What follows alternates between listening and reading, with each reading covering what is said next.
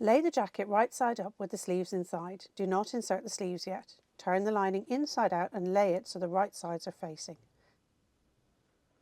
Pin the edges of the lining to the lower edge of the back yoke and front facings. Start at the clipped V and match the notches to the front. Stitch in place from the V to where the placket joins the hem facing. Repeat on the other side. Pin the lining hem to the top edge of the hem facing. Match the side seams and notches. Stitch in place. Clip the curves. Press the seams upwards. Attach the small strip of fabric to the underarm seam of the lining to the underarm seam of the outer jacket. This will hold it in place when worn.